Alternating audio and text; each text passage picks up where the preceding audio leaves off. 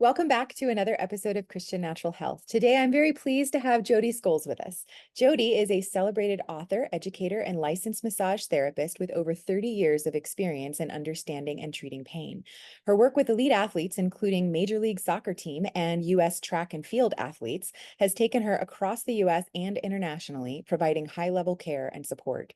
Her book, Body Blueprint: How Your Pain May Be Telling a Story, explores how a person's perception of pain is not solely influenced by biological factors, but is also profoundly affected by mental and emotional stress. Jodi has shared her insights on a global stage, including delivering a TED Talk titled Body Blueprint: How Your Pain May Be Telling a Story, which is great, by the way. I highly recommend it. She is a retired triathlete herself and an improving tennis player. She continues to speak at retreats, teach weekly, and provide massage therapy, blending her extensive experience with her passion for holistic wellness. Welcome, Jodi. Thanks so much for joining us. Oh, well, thanks, Dr. Lauren. It's great to be here. Yeah. Appreciate the invitation. Yes, absolutely. So tell us a little bit about your backstory, why you wrote the book, Body Blueprint, and what was kind of the motivating factor for that. Well, the motivating factor was from seeing thousands of clients stuck. I mean, some of my clients were really, my massage clients Right. were really stuck Mhm. in a cycle of chronic pain. Mhm. And as a talented massage therapist, I wanted to explore all the different things Mhm. that could be impacting that pain. Right. And so it was one particular client, Marcy, and Marcy got bronchitis every year. And Marcy is super healthy, eats well, ran marathons. Right. And I was like, this just is not adding up. Right. Well, when I did my exploration of different things, oh, that's what we talked about. The tea, breathe easy tea, and just all these different things that she's like, Mhm. yep, I do that. Oh, yep, omega, I think it's omega-6 or omega-3 fatty acids that would Right. help. Mhm. And but then I said, well, traditional Chinese medicine says that the lungs are related to unexpressed grief. Right. Yeah. Silence. Mhm. And she said, well, that might be the case. I've never really gotten over the death of my mother since that when I was 14. Mhm. And Mhm. I could tell by the way she replied that something had resonated. Mhm. I had worked with Marcy for 3 years at least. Mhm. She had never, ever told me Right. that she had lost her mom, Mhm. but her body was ready to process some of that sadness. Right.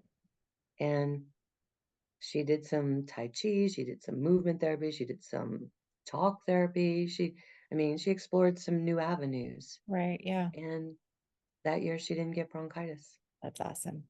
Very Yeah, cool.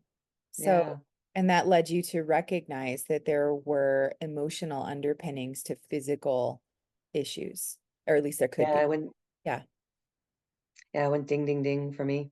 Right. Yeah, that I was like, wait a minute. Uh-huh. There are emotions that are tied to different parts of our body. Oh, Right. Yeah. let Yeah. me look at that. Uh-huh. And so I dug in, and I correlated the body, the areas of the body that I saw in my clients that had the Mhm. most chronic stress, low back, shoulders, knees.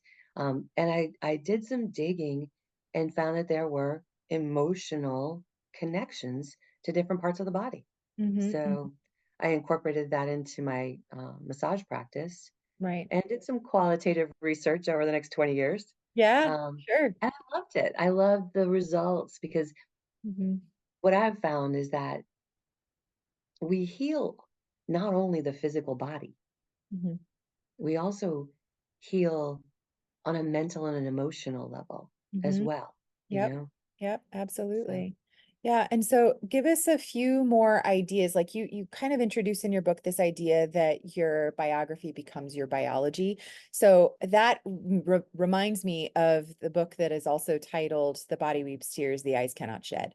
So do you find that usually it's because something has not been processed? Like if it gets processed, does it move on out for the most part? Or is so it's mostly the things that are get suppressed and then they turn into physical issues you found? yeah, Yeah. yeah, Mhm. exactly. They Yeah. get put in a nice, neat little box. Right. The Uh-huh. lid gets put on, Yep. and it's like, not going to deal with that. Right. And, and your listeners may even know some examples of this, Yeah. um, because back in well, there's let me just your listeners may actually already understand this by something called broken heart syndrome. Yep. So your listeners may know someone. It happens like when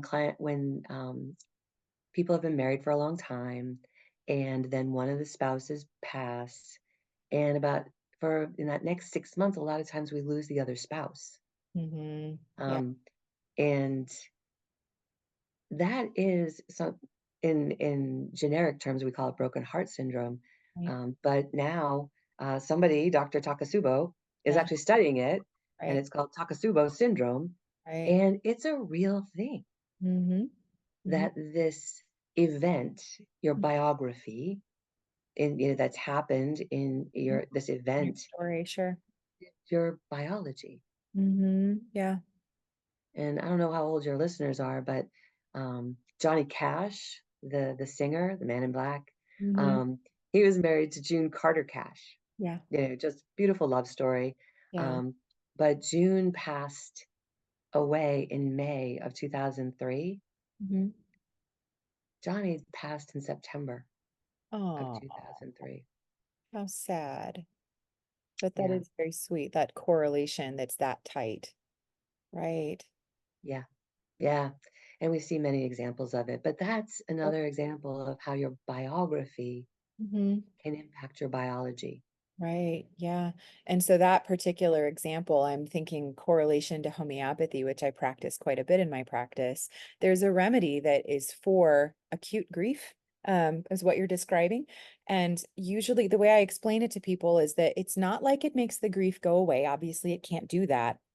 But what it does is it helps it to move through so that you can process it so that it doesn't take up shop and turn into physical symptoms. And it helps people to move through a little quicker in that way as well. So Yeah. exactly the same concept, because if you do not deal with it, it's going to come out somehow, right? Mm-hmm. That's been my experience. Right. I Yeah. agree. Yes. It's going, yeah. And that's why the subtitle of the book is How Your Pain May Be Telling a Story. Sure. Yeah. Yeah. Because, that it pain shows up for a reason. Yeah. Right. Yeah. Sometimes it's physical. If your appendix is about to burst, it hurts, Yeah. you Right. know? Yeah. But sometimes there's more layers to that, Right. Especially if it's chronic. Sure. especially if it's chronic. Yeah. Right. Meaning if it comes and it goes and it Right. comes back. And Mhm. oh, under particularly stressful times, I get this symptom. Uh-huh. Right. Ah, let's explore. Okay, yeah. So give us some more examples so people can maybe see themselves or somebody they know in some of the client cases that you've experienced. Absolutely, yeah. Um, One that maybe your listeners will resonate is with my client Stan. Stanley. Stan moved his parents just down the road from him, Hmm. and his dad had a slip and fall. Hmm. And so then Stan moved his parents into the house. Hmm. And when I saw Stan, he had just out of the blue started getting right shoulder pain. Hmm. Hmm. And I said, "Well, has anything changed lately? Did you have?" He's a triathlete. He's super fit, Right. um, and he overdoes it, Yeah, sure. And he's like, "No, man. He's a really good swimmer, Yeah. and so shoulder." Um, he's like, "Nah, no, I've been taking it easy." He goes, "Ever since my parents moved in, our schedules have really changed." Yeah. And I was like, "Oh, Uh-huh. tell me more." Right. Because the shoulders represent responsibility. Hmm. Hmm. Sure. And like, for example, the weight of the world on Mhm. your shoulders, Yeah. right? Hmm. And stand the weight of the world, the weight of what was going to happen with his parents. Right. And in my studies, and in you can look this up, I'm sure your listeners will. Yeah. But the right side of the body represents masculine energy, and the Interesting. left Okay. side of the body represents our feminine energy. Hmm. And so I explore that a little bit, and it's in alignment with Stan's case, Mhm. because he's the oldest child, Mhm. and he felt like he had to step up and take responsibility for Mhm. whatever was going to happen with his parents. Right. And yet, he and his wife had not expected that they'd be caretakers. Sure. Yeah. In fact, he told me that his dad's memory was okay, but they used to love going to baseball games, and they couldn't even take him to the baseball games anymore. Mhm. Just wasn't wasn't happening.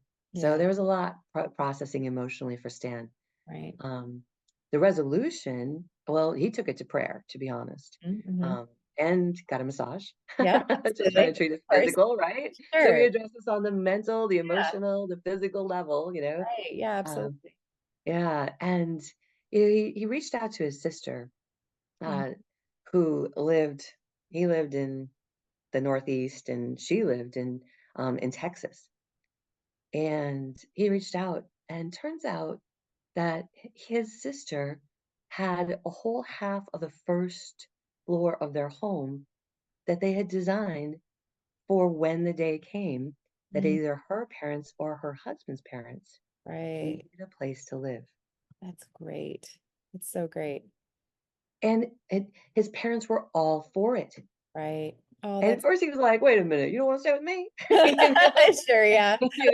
It's like, "Hey, wait a Right. minute," Uh-huh. But it just Right. unfolded beautifully. But coincidentally, he had pain in his right shoulder, Sure. maybe, Maybe. Right. but yeah. But there's Mhm. been a lot of coincidences over my last 30 years. Sure, So I can imagine. yeah, yeah, Absolutely. So yeah, that certainly makes a lot of sense. And as you're describing the weight of the world on the shoulders, most people, correct me if I'm wrong, you know better than I would, but it seems like that most people carry their tension in the traps, like the top of the trap muscles. And that is that also often carrying weight of the world or not weight necessarily? of the world, yeah, Weight. or an imbalance in responsibilities. Okay, So okay. I mentioned that the right shoulder with Stan, Sure. oldest child, oldest, Right. son, masculine. I need to take care of this, right? Right. I had another, the left shoulder. I was speaking with my assistant, and she went to grab something.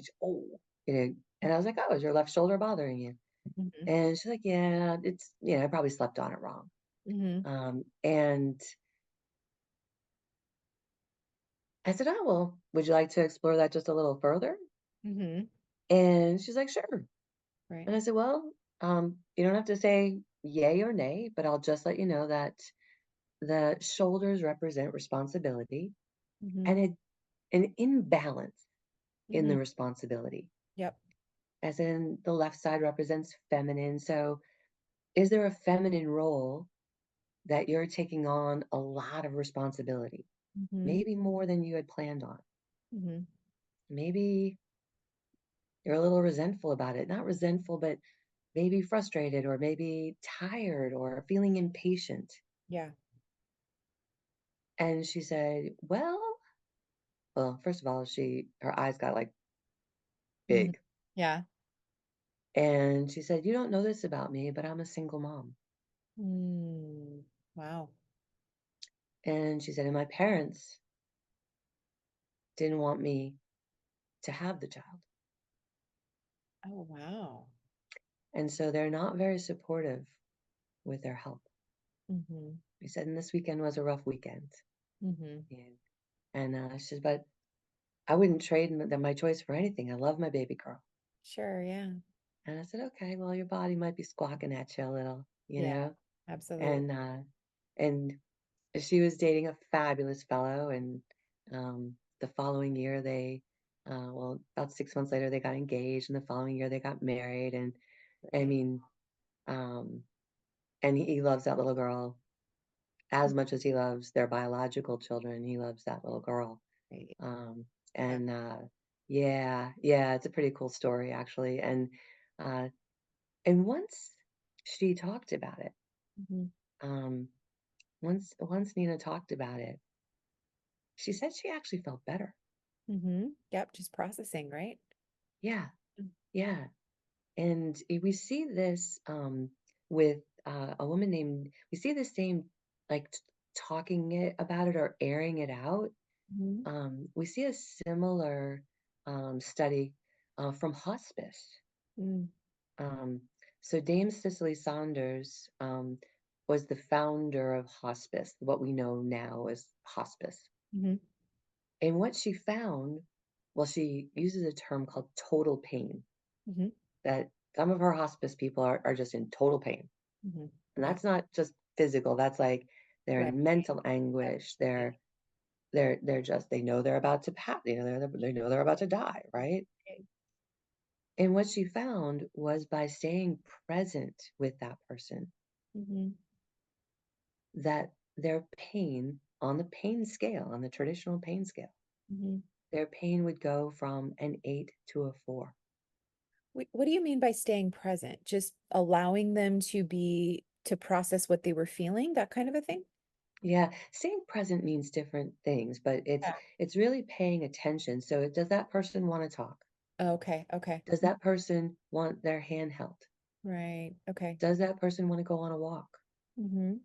Is the person in a hospital setting or in the hospice setting? Sure. Um, and are they crying? Do they just need someone to be like comfort them? Maybe Mhm. put a hand on a shoulder. Right. That's what I mean by being present. Right. Yeah. Definitely makes sense. But I mean, she documented it, and now fast forward, that was in the 1950s, I think it was. Yeah. St. Christopher's Hospital in London was the Mhm. first location, and um, and now that's how hospice workers are trained. Oh, really? Nice. Yeah, to show up and like be just, and there's another term called hold the space, Mhm. Mhm. Sure. right? So hold the space. What's happening with the family, if the family is present. Maybe they don't have family. Mm. Yeah. So, so pain is not just physical, is Right. what Dame Cicely Saunders was pointing out. Right. That pain can be perceived as even worse Mhm. when there's mental or emotional stress. Mhm. Yep, absolutely. That makes sense. So, Mhm. kind of along those lines, you talk in the book about muscle memory aside from like with sports. So, Yes. how does that apply to what we're talking about here? Oh, great question. Yeah, because most people know muscle memory as, hey, I'm going to go learn how to play baseball or tennis or, Right. Yeah. Right. pickleball. Mhm. Um, but when it comes to pain or when it comes to body work, massage and body work, Mhm. when I talk about muscle memory, I talk about the memory that is held within the body. Mhm. Mhm. Let me give you an example. That'll be easier. So my client, we'll call her Mary. Um, I'm massaging Mary's lower leg, and all of a sudden I hear a sniffle. And I look, and Mary is crying. That's not normal during a massage. But I take hands off. I say, does this hurt? And she said, no, no, no. I just remembered sitting on the kitchen floor with my back up against the cupboards and my husband kicking me.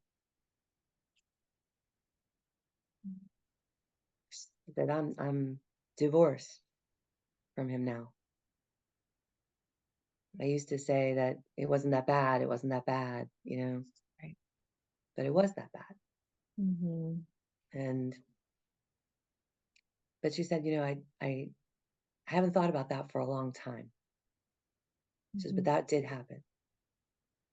Mhm. And by nurturing that part of her leg Where that that had received one of the kicks, right this memory surfaced.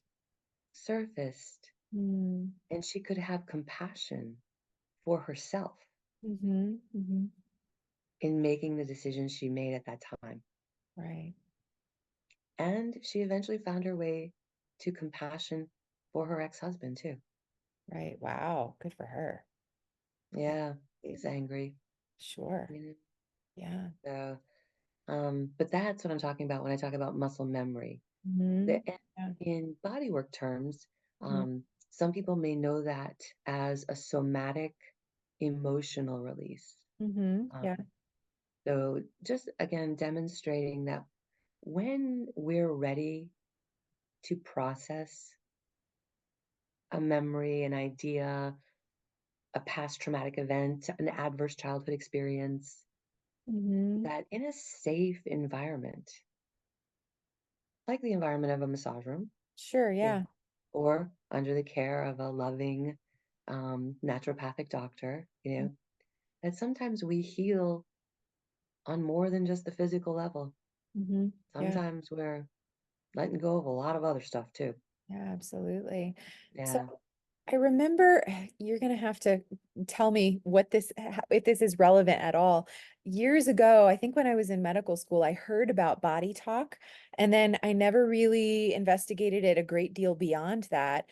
Mhm. What is it? Why am I remembering that right now? Is that essentially what you're describing? I'd have to look Not into the sure. Okay. actual definition. Yeah, because Okay. that's Yeah. not something I'm Oh, certified you're in. not. Okay. But Okay. I love that you've brought that up, Right. and because to explore, Right. right? Okay. So body talk, how is the body talking to us? Sure. Um, Okay. and the way I listen to the body Hmm. is by following the pain pattern. Sure. Yeah. Yeah, Yeah. yeah. And So, the way you investigate the story is very much the way I do because the people's stories will usually lead you to the answer. So there's only so many, in my experience, possible obstacles to cure. At least there's only so many I know about. We're discovering new ones all the time. There's only so many possible building blocks that are necessary for health. And then there's this third piece of supporting your body's vitality. And it's like there's new set points potentially where you're holding on to old triggers, but if you can listen to the story and say when this symptom began, what was going on at the time, and then you can trace the history, the biography, as you say, a lot of times that will lead you to what you need to do in order to gain release. mhm, Yeah, yeah, absolutely. yeah. It's a little messy, if It I'm is. being honest. It is. Yeah. Because it's emotions, right? Yeah. It's like, no, I've got a stiff upper lip, I'm fine. Sure. You and I will say also as women, Hmm. as strong women, vulnerability and weakness, that's something that we Hmm. don't like to get in there. We don't like to be perceived as weak. Hmm. Um, Sure. and yet again, when there's chronic pain, Hmm. well, you talk in your podcasts about when there is dis-ease Hmm. in Hmm. the body. Right. If it hangs out long enough, it turns into disease. Yep. Absolutely. Right, that makes sense. Yeah. So, out of curiosity, how did this translate to treating professional athletes? Did you find in the most in most cases, was it physical for them or was it both and like in that particular case? Yeah. So, yeah, I spent a decade with professional soccer in the United States. Yeah. Shout out to DC United, Uh-huh. Major League Yeah. Soccer. And then moved into working with US track and field again in the district, the DC, Maryland, Virginia area. Okay. Um, yeah, and supporting those athletes. And so, as a part of their team, Hmm. we were really reaching. Well, I'll talk specifically to soccer. Um, it was mostly physical, Hmm. and yet, in the quiet of the treatment room, because there are different types of treatment. I spent a lot of time in the locker room as Yeah, well. I'm A lot of sure. time on the road with these guys. Right. Um, and their mental state of mind Hmm. was critical to their positive performance. Yeah, that And makes so sense. their mental state was very important. And it translated in nuts and bolts. And I used to be a very nuts and bolts type of massage therapist. Okay, your hamstring is tight. Let's Get it. massage it, loosen Yeah. it, let's get it, right? And then I started correlating again in the locker room stress in a player's life Hmm. was translating to poor performance. Sure. Yeah. And so how could treatment on some level, other than, the hotter, the cold tank, right, where they would Sure. jump in and Yeah. yeah, Sure. um, but allowing them to process whatever stress was going on. We had 5 players that were not from the US. In Mhm, fact, that's a fun fact about Major League Soccer mhm, that the majority of players on the team are Americans, are from the United States. mhm. Um, you're allowed to have 5 international players, but that's it. Oh, interesting. Okay. Yeah, yeah, they really wanted to develop soccer in the United States. Right. Okay. Um, and so that's yeah. Um, and now we have amazing teams, even more amazing Mhm. than when I was working with them.